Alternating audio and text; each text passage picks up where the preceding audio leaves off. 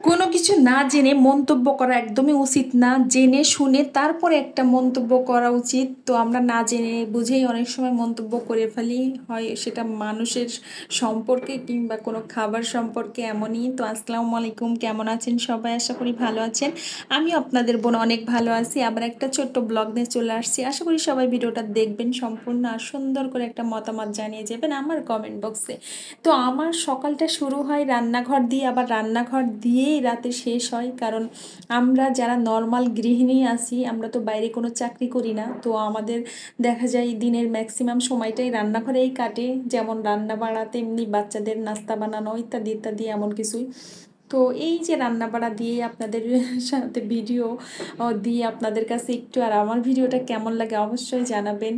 তো আমি যেটা প্রথমেই বলছিলাম যে আমরা মানুষের সম্পর্কে কোনো কিছু না জেনে বা দূর থেকেই তাকে দেখে অনেক কিছু মন্তব্য করে ফেলি, এগুলো আসলেই ঠিক না। হাদিসেও কিন্তু আছে, কোনো মানুষ সম্পর্কে না জেনে কখনোই মন্তব্য করবেন না। কারণ আমরা দূর থেকে যেটা দেখি সেটা কাছে যেয়ে কিন্তু নাও হতে পারে। অনেক সময় আমাদের মনে ভুল ভ্রান্তি ধারণা সৃষ্টি হয়। তো এগুলো না করাই উচিত। যেমন আমি আজকে রান্না করতেছি ঝিঙে দিয়ে পোয়া মাছ। আমি ঝিঙেটা একদমই খেতাম না, আর আমি জানি এটা খেতে অনেক বাজে হয়। কিন্তু আমি যেদিন থেকে এটা খাওয়া শিখছি সেদিন থেকে কিন্তু আমি এটা আসলে আমার পছন্দের একটা সবজি হয়ে গেছে। তো তেমন মানুষের ক্ষেত্রেও কিন্তু আমরা না জেনে না বুঝে মানুষের সম্পর্কে অনেক খারাপ মন্তব্য করে ফেলি। হ্যাঁ, যেমন দেখা যায় রিকশায় করে ভাই তার বোনের সাথে করে নিয়ে যাচ্ছে বা মায়ের সাথে করে নিয়ে যাচ্ছে, অন্য একজন সেটা দেখে বললো ওই ছেলেটা খুবই খারাপ, এই যে একটা মেয়েকে নিয়ে রিকশায় করে ঘুরতেছে বা অমুক করতেছে তমুক করতেছে, এমন কিন্তু আমরা দূর থেকে বলে ফেলি। আমরা কিছু না জেনেই কিন্তু এই মন্তব্যটা করি। এগুলো আসলে উচিত না। যদি আপনি কাছে যে দেখতেন, জানতেন যে এটা কে, তখন কিন্তু আর এই মন্তব্যটা করতে পারতেন না, তাই না?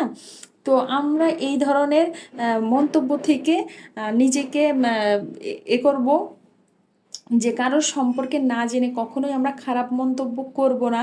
সব কিছু জানবো, শুনবো, তারপরে মন্তব্য করব। আমাদের এই অনলাইন জগতে অনেকেই অনেক কথা বলে, সেটা গায়ে সহ্য করে আবার এই যে আপনাদের জন্য ভিডিও তৈরি করি দিই, অনেকে খারাপ মন্তব্য করে যে মেয়েটা ভিডিও বানায় ভালো না, অমুক তমুক।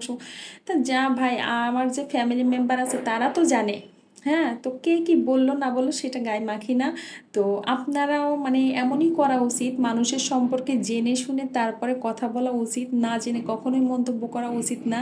এটা আপনারাও একটু মেনে চলার চেষ্টা করবেন, ঠিক আছে? আর আমার ভিডিওটা যারা এই এত পর্যন্ত ধৈর্য ধরে দেখতেছেন, আমার কথাগুলো শুনতেছেন, তাদেরকে অনেক অনেক ধন্যবাদ। আর আমার ভিডিওগুলো কেমন হয় অবশ্যই একটু কমেন্ট করে জানাতে ভুলবেন না। আর দেখেন না, আমার এই সবজিটা এখন কিন্তু অনেক পছন্দের একটা সবজি হয়ে গেছে। আসলে আমি না বেশিরভাগ সবজিগুলো খাওয়া শিখছি কি, মানে এই যে যেমন চিচিঙ্গা রান্না করে খাওয়া, তারপরে এই ঝিঙে, তারপরে শালগম, এই ধরনের সবজিগুলো আমার শ্বশুরবাড়ি যেয়ে খাওয়া শিখছি। কারণ আমার শালগম, এই এই যে শালগম সবজিটা তো মানে আমার মা মানে রান্নাই করে না, জানতামও না খাইতে।